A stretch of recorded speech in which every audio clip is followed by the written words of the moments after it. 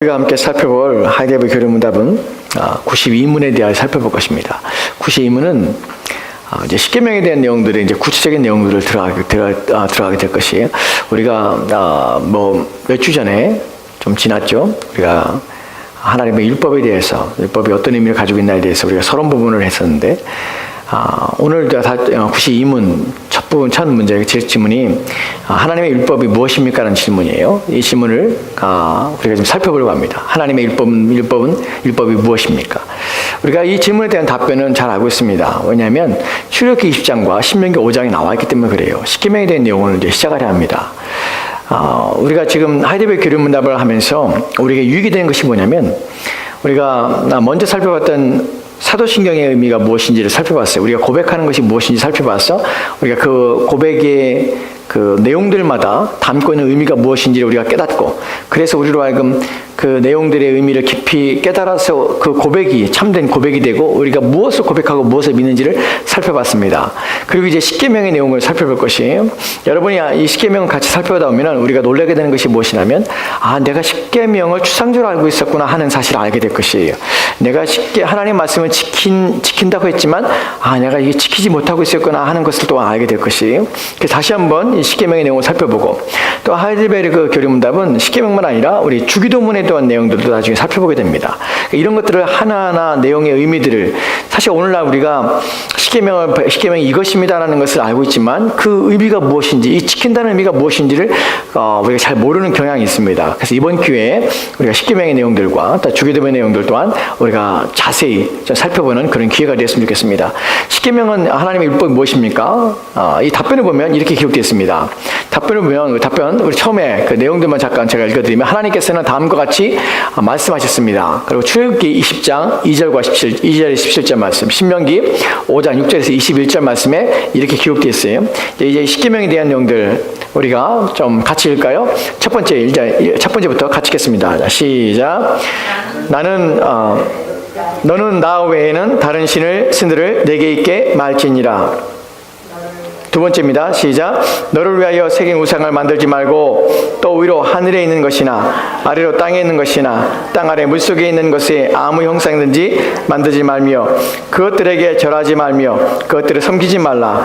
나 여호와 너희 하나님은 질투하는 하나님인즉 나를 미워하는 자의 죄를 갚되 아비로부터 아들에게로 3, 4대까지 이르게 하거니와 나를 사랑하고 내 계명을 지키는 자에게는 천대까지 은혜를 베푸니라. 이제 3계명이 있습니다. 그 다음 볼까요? 3계명과 4계명입니다. 우리 같이 읽겠습니다. 시작. 너는 너희 하나님 여호와의 이름을 망령되이 일컫지 말라. 나 여호와는 나의 이름을 망령되이 일컫는 자를 죄 없다 하지 아니하리라. 4계명입니다. 시작.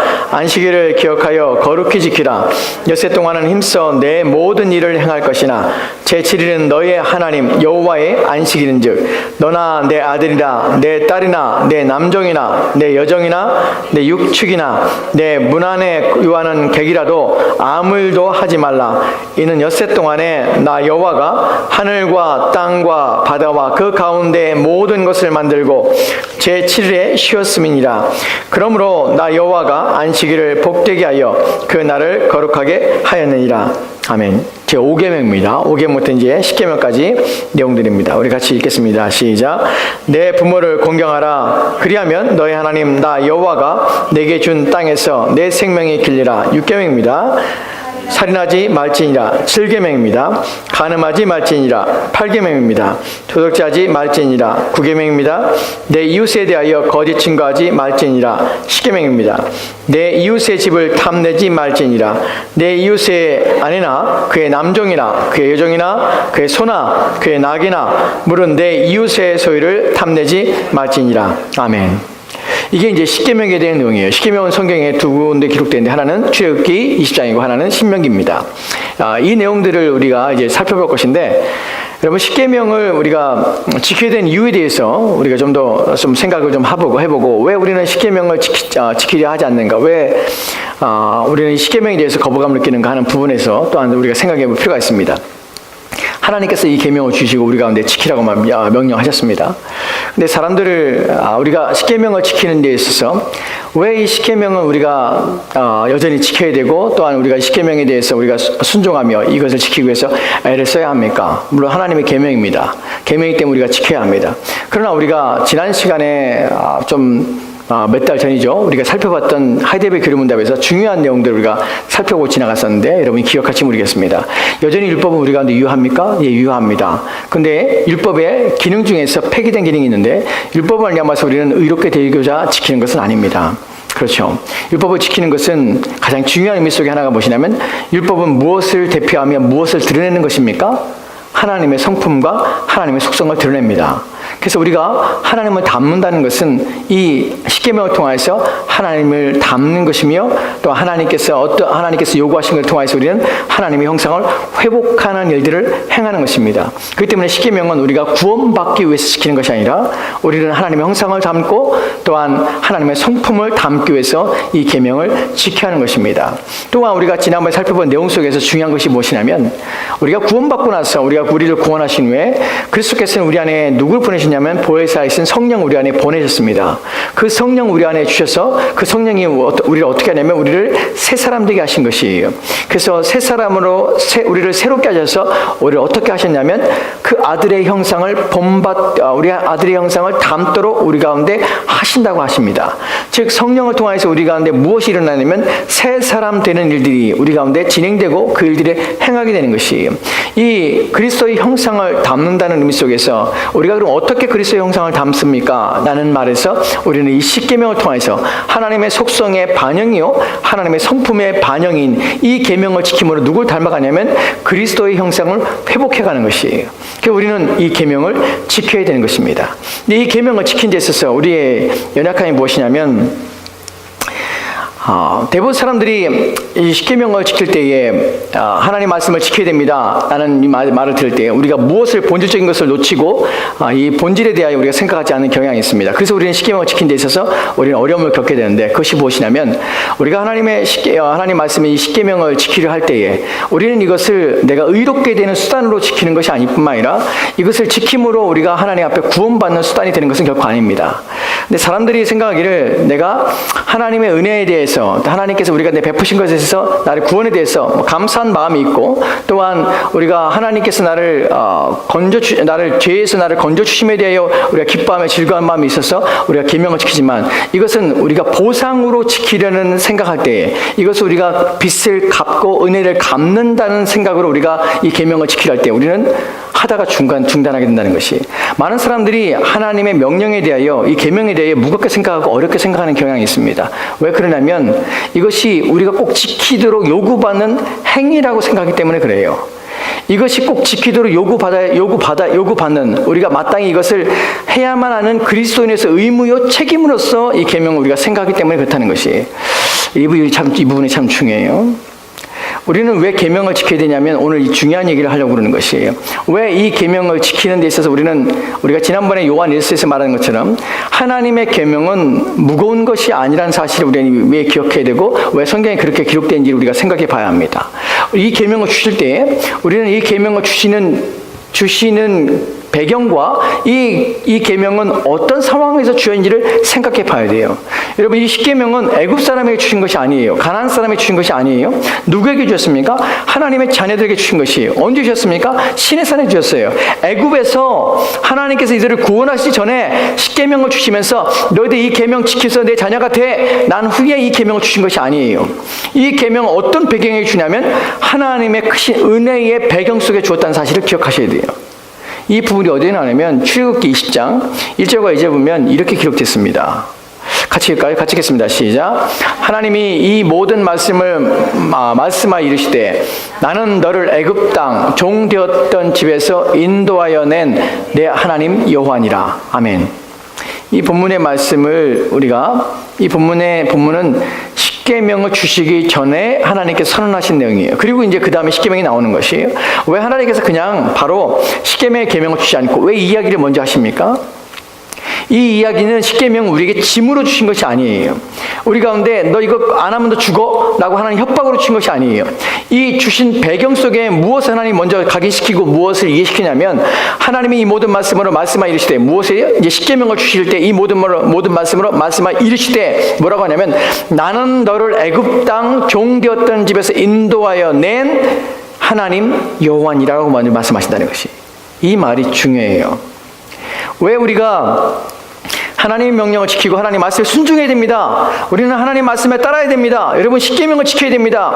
여러분이 하나님께서 계명 어긴다면 하나님께서 미워하시며 그것에 대하여 하나님께서 원치 않기 때문에 여러분, 우리는 하나님 말씀을 지켜야 됩니다 라고 말할 때 우리 마음속에서는 저기감이 들어요. 우리 가운데는 반대감이 들고 거부감이 듭니다. 왜냐하면 그것이 무거운 책임이요 의무라고 생각하고 짐이라고 생각하기 때문에 그래요. 근데 하나님께서는 처음부터 우리 가운데 이 말씀을 이스라엘 백성들에게 주실 때 이스라엘 백성들이 이것을 짐으로 느끼거나 이것을 의무로서 구원받았으니까 해야 돼, 그래 싫지만 천국은 가야 되니까 해야 돼 라고 주신 것이 아니라, 이 배경 속에서는 무엇이냐면 하나님께서 너희를 어떻게 했냐면 애굽 땅에서 종되었던 그 땅에서 너를 건져내셨음을 기억하라고 하나님 말씀하신 것이 무슨 말입니까?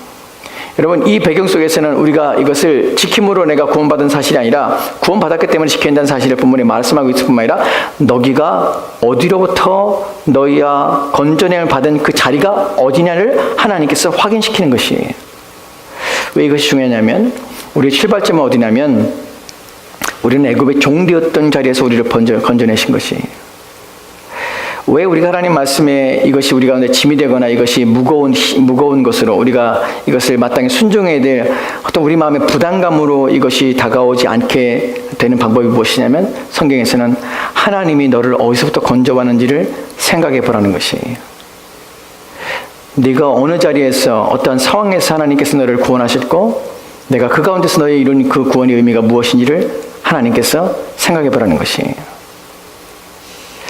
하나님께서 우리를 구원하신 것은 우리가 구원받을 만한 자리에 있어서 어떤 구원의 조건이 우리 가운데 있어서 하나님 우리를 구원하신 것이 아니라, 우리 가운데는 아무것도 하나님께 어떤 조건이나 내용이 없는 상태에서 하나님 우리를 구원하셨습니다. 우리를 구원하신 것은 구원의 상태가 무엇이냐면 죄로부터의 구원이에요. 죄에서 단순히 죄를 없애는 것만 아니라 죄로부터의 구원이기 때문에, 그 구원이란 것은 죄에서 우리를 분리시키기 위해서 우리를 구원했다는 사실이에요.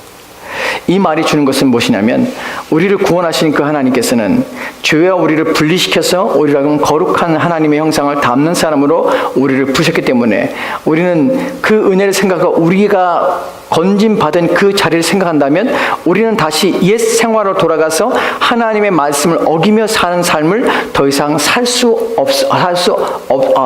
없음을 인식해야 한다는 것이에요. 왜냐하면 우리가 죄를 짓게 되고 우리가 범죄한다면 우리는 어디로 돌아가냐면 다시금 죄의 자리로 돌아가서 노예의 상태로 빠지게 되기 때문에 그래요. 이 부분이 우리 가운데 설득이 되고 이해가 되지 않으면 우리 하나님 말씀을 짐으로 여기고, 그렇게 말씀하시는 하나님에 대하여 마음속에 묘하는 마음과 거부감이 생깁니다. 성경에서 하나님께서 우리 가운데 이런 명령을 주거나 이런 말씀하실 때 절대로 강압이나 억지로 너희는 무조건 이것을 해라고 먼저 요구하지 않으신다는 사실이에요. 신앙은 강압과 강요로 하잖아요.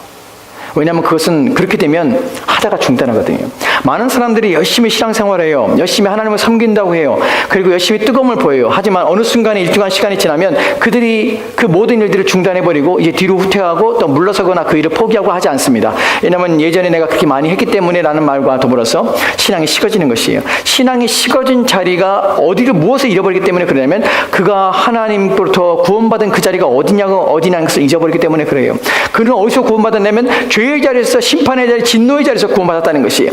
노예 상태에서 구원받아서 이제 하나님께서 자신의 자녀로 불러줬기 때문에 그 은혜에 감사함으로 살 뿐만 아니라 다시금 돌아가서 하나님 없는 삶으로 그는 죄악 가운데 다시금 살아서는 안 된다는 사실을 잃어버리고 있는 것이에요. 내가 하나님 없는 삶을 산다는 것이, 하나님 말씀 앞에 순종하며 살지 않는다는 사실이 무엇이냐면, 나로 하여금 옛 삶의 방향으로, 옛 삶의 모습으로 나는 다시금 비참한 죄의 상태로 빠져버린다는 사실을 본인이 각인하지 못하기 때문에, 그 사실이 점점 심해질 때 우리는 무엇을 잃어버리게 되냐면 하나님에 대한 열심히 잃어버리게 되고, 또 하나님에 대한 모든 수고가 우리 가운데 짐이 되고 부담이 되기 시작하는 것이에요. 그래서 하나님께서 우리 가운데 무엇을 먼저 말씀하시냐면 내가 건진받은 그 자리가 어딘가를 먼저 우리 가운데 인식시킵니다. 너와 나의 관계가 무엇인지를 상기시키는 것이에요. 너 옛날로 돌아갈래? 라고 우리에게 물으시는 것이에요. 너 옛날에 삶들이 행복했니? 라고 물어보는 것이에요. 나 없이 네가 나의 진노와 심판 가운데 죄에 이끌려서 내 인생과 내 삶들이, 내 영혼이 그러한 가운데 사로잡혀 비참한 가운데 사는 것이 더 행복하니? 우리에게 물으시는 것이에요. 그때 우리가 그 상태와 그 상황에 대한 우리의 감각들이, 영적인 감각들이 힘해질 때 우리는 어떻게 되냐면 자꾸만 하나님을 멀어지게 하고 하나님 말씀에 부담감을 느끼고 점점점 우리의 사랑과 하나님을 향한 사랑과 열심은 식어져서 옛 삶으로 돌아가게 됩니다. 그런데 그때에 우리가 내가 이전에 하나님 없이 살았을 때의 삶들이 무엇이고 나를 건져내신 그 자리가 어떤 자리고 내가 그때에 처한 상황과 그때의 내 인생과 내 영혼이 어떠한 상태인지를 이해하기만 한다면 우리는 다시 옛 삶으로 돌아가는 것을 거부할 수밖에 없습니다. 아니요 하나님, 난 그러고 싶지 않습니다. 하나님, 나 지금 다시금 하나님 없는 삶으로 돌아가서 그렇게 비참한 삶으로 내 인생을 마칠 수 없습니다. 나는 하나님 없는 인생으로 내 인생이 이렇게 망하여가는 것을 난 두고 볼 수 없습니다. 그런 마음들로 말미암아 신앙이 회복되고 마음이 회복돼서 다시금 하나님 말씀 앞에 서게 하는 것입니다. 여러분, 십계명은 우리 가운데 주신 강압적인 의무가 아니라 자발적인 순종과 기쁨으로 즐거움으로 하나님께 드리는 우리의 복종이요, 또한 우리가 그리스도 예수를 닮아가는 방법입니다. 그렇기 때문에 우리의 떠나온 자리를 인식하고 우리를 부르신 자리가 어딘지를 우리가 깨닫게 되면 우리는 그 자리를 떠나온 것이 얼마나 감사하고 다시금 그 자리로 돌아가는 것이 우리 가운데 얼마나 비참한 것인지를 깨달아 우리는 날마다 하나님을 향하여 하나님 말씀을 기뻐하며 즐거워하며 그 말씀을 지킨다는 사실이, 그것을 지킬 수 있는 자리로 나를 부르셨고 그 말씀에 순종할 수 있는 자리로 부르셨어. 그것을 지킴으로 더욱더 하나님을 닮아가며 그리스도의 형상을 닮아가고 있음에 대하여 우리는 감사하게 되는 것입니다. 이것이 신앙이에요. 우리가 깊이 인식하고 알아야 될 것이 바로 이것입니다. 여러분, 저와 여러분은 은혜가 떨어지면 안 됩니다. 하나님의 나를 부르시고 우리에게 계명을 지키라는 그 말씀의 의미와 진리들을 우리는 깊이 인식하여서 내가 신앙에서 멀어지는 순간마다 내가 하나님의 말씀에 대하여 게을러지며 또한 그 말씀에 대해 감각이 무딜 때마다 우리는 다시금 우리 영혼에게 물어봐야 됩니다. 너는 옛날로 돌아갈래? 그 내 영혼의 비참한 상태로 너는 가기를 기뻐하니? 라고 물으셔야 합니다. 그리고 돌이켜서 다시금 우리의 영혼이 살고 우리의 영혼이 복된 자리로 나가도록 애를 써야 한다는 것이, 그것이 본문에서 지금 말하고자 하는 의미예요. 나는 너를 애굽 땅 종되었던 집에서 인도하여 낸 내 하나님 여호와니라. 왜 하나님께서 내 하나님이라고 말씀하지 않고 여호와라는 표현을 쓰신지 아십니까? 여기에는 여호와라는 이름을 가지고 있는 것은 약속을 지키시는 하나님이에요. 변치 않는 하나님이세요. 나는 너를 종되었다는 땅에서 불러내어 너를 이곳에 불러들이고 나는 내 하나님이 되기 위하여 너를 불러냈다. 나는 이 약속을 내게 지킬 것이다. 너는 이 약속을 지키며 너 또한 이 약속 가운데서 이 언약을 지킬 것이냐? 하고 하나님께서 우리 가운데 물으시는 것입니다. 우리가 여호와 하나님을 대할 때 그분은 약속을 지키고 변치 않는 하나님이십니다. 그럼 저와 여러분은 이 약속 속에서 나는 하나님께서 애굽 땅에서 나를 불러내셨습니다. 그리고 하나님이 내 하나님이 되셨습니다. 나는 날마다 하나님의 백성이 되겠습니다. 이 약속이 우리의 고백이 되어야 하는 것이에요. 우리가 하나님 말씀을 지킨다는 것은, 율법을 지킨다는 것은, 이 계명을 지킨다는 것은 나는 하나님의 자녀입니다라는 것을 확인하는 것이에요. 내가 구원받기 위해서가 아니라 하나님의 자녀가 되기 위해서가 아니라 나는 하나님의 자녀입니다 라는 것을 확인하는 것이에요. 하나님이 내 하나님이시고 나는 하나님의 백성입니다 라는 것을 고백하는 것이에요. 그래서 말씀을 지킬 때마다, 이 계명을 지킬 때마다 우리는 하나님 앞에 감사합니다. 왜요? 나는 하나님의 자녀이기 때문에 그래요. 이것을 확인하셔야 돼요. 그래서 율법에 대하여 우리는 거부감이 가지면 안 됩니다. 조금이라도 하나님의 명령에서 이렇게 행하라는 말씀에 대하여 우리 마음에 대적하거나 그 말씀에 대해 무겁게 생각하거나 그 말씀에 대해서 너무하다고 생각하는 그런 생각과 마음은 우리의 죄가 우리의 마음을 속이는 것입니다. 그래 어떤 말씀이든지 어떤 명령이든지 그 말씀은 우리 입술에서는 우리 마음에서는 아멘이 되어야 되는 것이에요. 왜냐하면 그것은 내 영혼의 복된 일이기 때문에 그렇습니다. 이제 우리가 우리가 93문에 대하여 좀 살펴보려고 합니다. 93문 같이 읽을까요? 같이 읽겠습니다. 시작. 십계명은 어떻게 나눠집니까? 십계명은 10개의 계명이지만 두 부분으로 나눠지죠. 답변해 봅시다. 답변해 보면 같이 읽겠습니다. 시작. 두 부분으로 나누어집니다. 처음 부분은 하나님에 대한 우리의 태도를 가르치며 둘째 부분은 이웃에 대한 우리의 의무를 가르칩니다. 두 개는 나눠지죠. 우리가 잘 알고 있는 내용입니다. 하나님에 대한 우리의 태도를 가르치면 첫 번째는 하나님에 대한 우리의 태도예요. 태도라는 것은 그분을 대하는 방식이에요. 하나님은 어떻게 대해야 됩니까? 그분을 어떻게 대우해야 됩니까?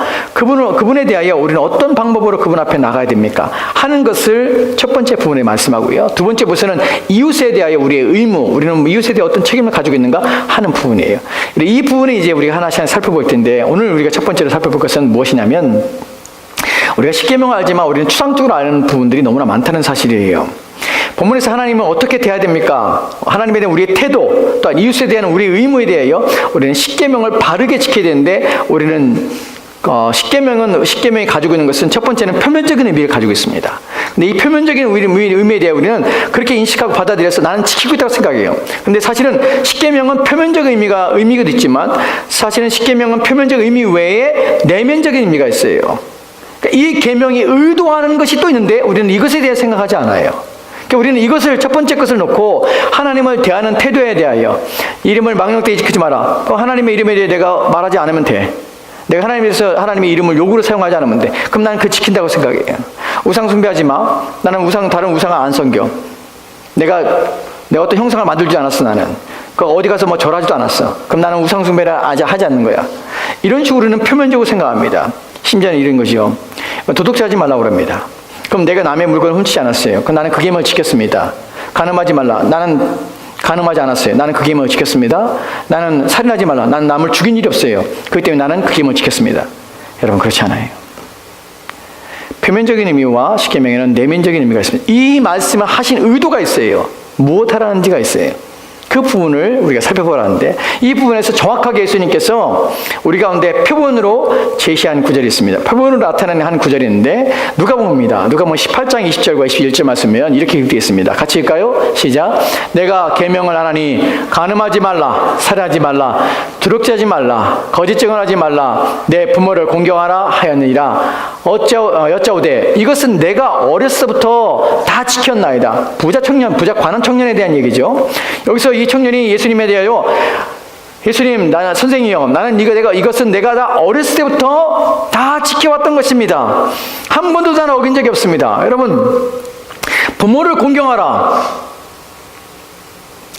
그 부분에서 우리는 일반적으로 부모를 공경합니다. 그런데 사실 여러분, 부모를 공경하라는 말이 단순히 자기 부모만 공경하라는 것인 줄 아십니까? 아니요, 그렇지 않아요. 부모를 공경하라는 말 속에 담겨진, 이 계명 속에 담겨진 내면의 의미는 무엇이냐면 내 위에 있는 사람들, 모든 사람들에게 너는 그들에게 존경과 경의를 표하고 그들에게 순종하라는 것이에요. 우리는 그런데 부모를 공경하라면 자기 부모를 생각해요. 그 의미가 하나님께서 이 부모를 공경하라는 말 속에 의미하고 내포하고 있는 것들은 생각하지 않아요. 아까 말씀드린 것처럼 살인하지 말라면 내가 누구를 죽이지 않으면 나는 그 계명을 지킨 것이 절대로 그렇지 않아요. 살인하지 말라는 것은 타인의 생명을 보호하라는 것이에요. 온 힘을 다해서 내가 가진 재물과 시간과 내가 가진 재능과 능력을 다해서 너는 내 이웃의 생명을 보존하는 일에 온 힘을 기울이라는 것이 그 계명 속에 담겨진 의미예요. 이런 것들이 우리는 십계명을 지키되 표면적으로 지키면서 자신 지켰다고 생각하는 것이 이 청년이 그렇죠. 그 다음에 이 청년에 대하여 예수님께서 뭐라고 말씀하십니까? 22절과 3절 말씀입니다. 같이 읽겠습니다. 시작. 예수께서 이 말을 들으시고 이르시되 내게 아직도 한 가지 부족한 것이 있으니 내게 있는 것을 다 팔아 가난한 자들에게 나눠주라. 그리하면 하늘에서 내게 보화가 있으리라. 그리고 와서 나를 따르라 하시니 그 사람이 큰 부자이므로 이 말씀을 듣고 심히 근심하더라. 아멘. 예수님께서 이 말씀을 들으시고 계시되 내게 아직도 한 가지 부족한 것이 있다고 말합니다. 한 가지라는 것은 그럼 다른 거 다 지켰네 이 말이 아니에요. 지금 아까 예수님께서 뭐라고 했습니까? 예수님께서 십계명에 가지고 있는 두 가지의 의미가 있죠. 그 두 가지의 구분이 있죠. 하나는 무엇이요? 하나님에 대한 우리의 태도예요. 두 번째는 뭡니까? 이웃에 대한 우리의 의무예요. 예수님께서 아까 말씀하신 건 뭡니까? 우리 이웃에 대한 우리의 의무예요. 그 의무는 전체가 가지고 있는 것은 뭐냐면 살인하지 말라, 가늠하지 말라, 도둑질하지 말라, 거짓증하자 이런 거 다 지켰습니다. 내 부모에 대해 공경하라. 다 지켰습니다. 난 다 지켰습니다라고 이렇게 생각하는 것이. 근데 이것이 가지고 있는 본래적 의미는 무엇이냐면 단순히 그것을 표면적으로 지키는 것이 아니라 무엇이라고요? 내 이웃을 보존하고 내 이웃에 대하여 모든 것들을 돌볼 뿐만 아니라 내 이웃에 대하여 손해보거나 내 이웃에 필요한 모든 것들을 채워주고 그 모든 것들을 위해서 애쓰며 수고하여 그 모든 것들을 통하여서 내 이웃의 안전과 내 이웃의 평안과 내 이웃의 복됨을 내 이웃의 생명을 유지하고 돌보는 일을 다 하라는 것이. 그래서 예수님께 하시는 말씀이 뭡니까? 내게 있는 것을 다 팔아 가라지에게 나눠주라. 그리하면 하늘에서 내게 보호가 있으리라. 그리고 와서 나를 따르라 하시니. 왜 가난한 자에게 다 나눠줘야 됩니까? 이 사람은 부자예요. 그러니까 이 사람은 간음하지 않고 살인하지 않고 도둑질하지 않고 또한 거짓 증거하지 않고 부모를 공개하고 다 있지만 이것은 표면적으로 시킨 것이고 실제로 이 계명이 가지고 있는 것은 모든 것들의 소극적인 의미에서 내가 그렇게 행하지 않은 것이 문제 아니라 적극적인 의미에서 네가 행해야 될 일을 하지 않은 것이에요. 헐벗은 자에게 향하여서 너는 그에게 피해를 주지 않았지만 마땅히 가서 도와야 되고 너는 집을 잃어버리고 또한 누구에게 위해를 당하고 어려움을 당한 자에 찾아가서 그의 생명을 보존하고 또한 그의 필요를 채우고 하는 일들을 하지 않고 하는 부분에서 예수님께서 말씀하시는 것이. 이렇게 우리는 십계명에 대하여 이 부자 청년처럼 우리는 잘 모릅니다. 그래서 우리는 그 표면적인 의미를 다 지키면서 나는 십계명을 지키고 있고 단순히 몇 개의 계명을 내가 못 지키고 있다라고 생각할지도 몰라요.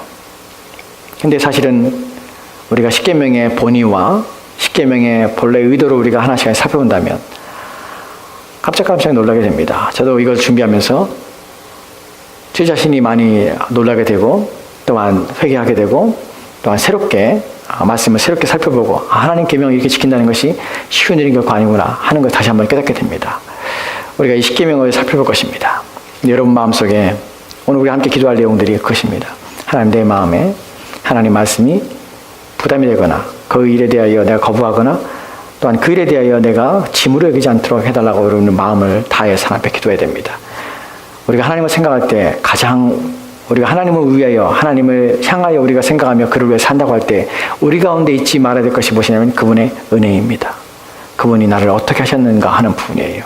내가 어느 자리에서 부름받았고 어떠한 상태에 있는가 하는 부분 때문에 우리는 하나님의 법이 하나님의 계명을 지키는 것이 얼마나 감사한 일인지 얼마나 복된 일인지를 깨닫게 되는 것입니다. 그 마음이 오늘 저와 여러분의 마음이 되었으면 좋겠습니다. 우리가 주신 말씀을 가지고 함께 기도하도록 합시다.